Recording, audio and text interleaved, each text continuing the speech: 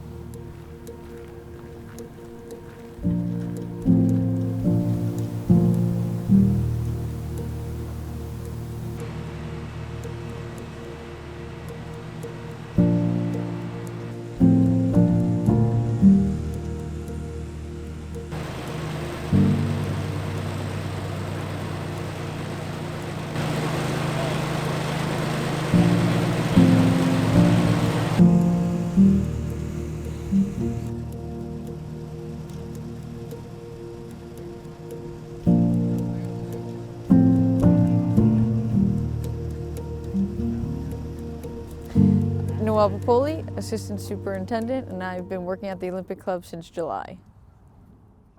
Whew, man, sweating a lot already. There's a Facebook group of women in turf. Somebody had posted it up on there and I was like, oh man, like I gotta do this. And I was actually on vacation at the time, but I called up my boss right away and he was like, absolutely, like, you know, do what you gotta do.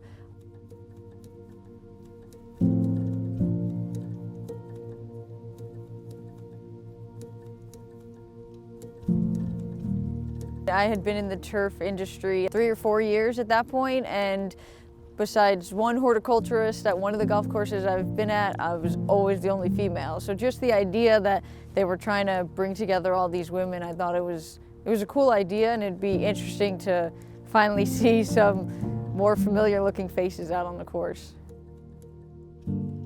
Yeah, next thing I knew, I was out here in California for the Open, and it was awesome. I had a pretty earth-shattering moment at the Olympic Club. So I felt pretty isolated in the industry. You don't see women in the industries. It's obvious to any of us men that walk around the trade show, go to education meetings at the National. It's no surprise that we hardly ever see women. I was in love, head over heels, before I figured out that there weren't many women in it. And I remember going to my first state education event and walking into the room, and it was nothing but men. And I got the double take, right? People like turned around and looked, and they turned around and looked again. And then, you know, got the education, loved it, went to the national conference, and I thought, there'll be more women there, surely. Every seminar I went to, same thing. And at that time, I pulled the demographics, and I was one of 54 female superintendents in the world. Right now, we're 19,134 today of our total membership.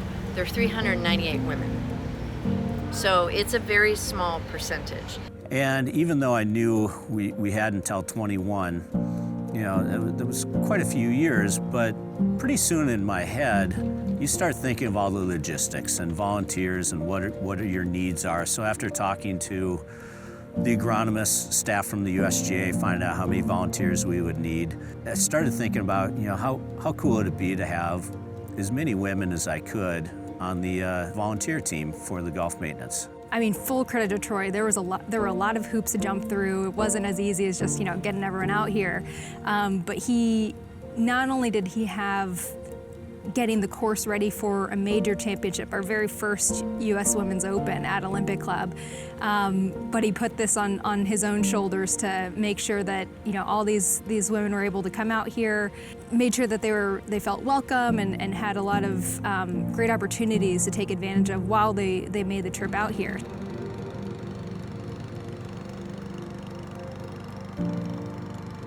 We've hosted 5 U.S. Opens, and this was our first Women's U.S. Open, so to be able to create a special program like this was a no-brainer.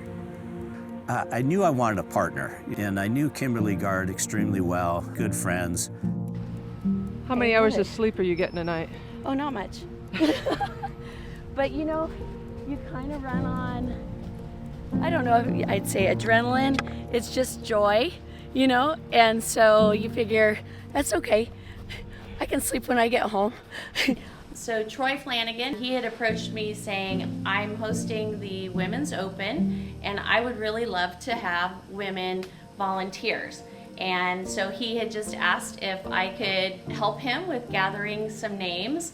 So we started, and then it kind of got bigger and bigger, and then some people like Kelly and some others, and it went boom. And Kimberly reached out to me about providing education during the day. So she was asking my opinion about what type of leadership education, what topics. And then she also wanted, you know, as the Senior Director of Member Programs, I have access to a list of female members. So I got her that list, and we started calling people and inviting them there. So it was really a tiny seed that got planted. And when we all showed up at Olympic Club, it was just magic.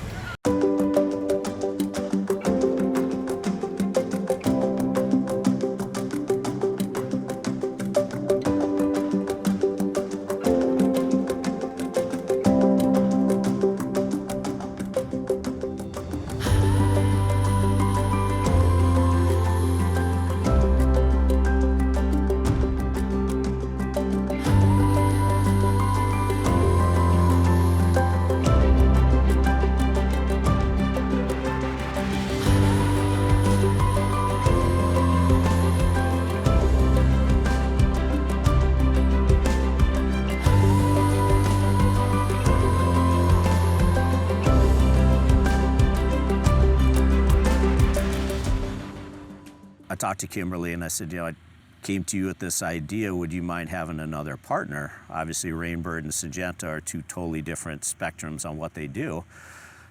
She thought it was great.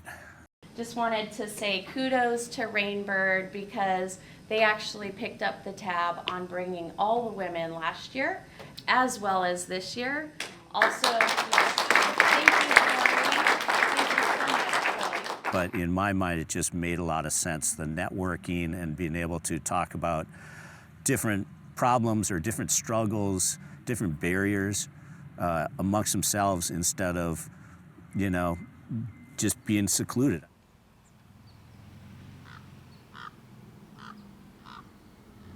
I mean, I always felt like I was adrift on my own, making my own way. And you don't have to be. This network is there to support you. Oh, you know, I don't always think about it in depth because you just do, right? You just jump in and do, and I think that's what these women do every day too. They just get it done. Probably when you reflect back on it, when somebody asks you questions like that, certainly you're like, okay, yeah, this is a pretty big deal, you know? I thought it was great for the women that we brought. I didn't understand the snowball effect it would be on social media and throughout our association and possibly helping open some doors. So when I found out they were posting and I got some encouragement from some of the ladies that I worked with, they were like, come on, like, go for it. Call Troy, like, see what he says. So I called him up, and I guess I had made a good enough impression that he was like, sure, like, let's have a further conversation about it. One thing I did make sure to tell him, I said, I want you to hire me if you're gonna hire me because I'm good enough. I don't want you to hire me because I'm a woman. And he assured me it had nothing to do with me being a woman. It was that they felt I was good enough to be here. And I hope that since I've been here these past couple months that, you know, I've been fulfilling my end of the bargain. My father always told us, like, it's not always what you know, but it's who you know. And if I If I could be that who you know for somebody, I think that'd be pretty awesome. I think programs like the one that Troy started is an incredible first step. You know, seeing is believing for a lot of folks. And so not only will it hopefully inspire the next generation of women to enter into the industry, but also for clubs to see, you know, what great work that they produce, and they're just working right alongside the men. So it's not an issue of can they do it, but are you willing to create the opportunities to allow them to do it. I look up and I realize, this is it. We just broke the grass ceiling, you know? It's like, oh my gosh, and I'm sitting in the room front row. I'm like, woohoo! All right, there we go. And it makes me emotional because there's this really rich vibe that we've developed. We have the sisterhood, you know? We're standing here up on the shoulders of the Troy Flanagan and up on the shoulders of those that advocated for us, and you're all here advocating for us. How does it feel like to be a woman breaking the turfgrass ceiling? I think it's a lot of responsibility. When I first volunteered, I just thought it was going to be a cool experience to meet other women, and now as the movement has grown bigger and bigger, you know, there's some responsibility to that. So connecting everybody across the country and just the friendships that are forged, it warms my heart for sure. It brings me to tears, knowing that they don't have to go through what I went through, and that they can feel connected and feel that family and feel embraced.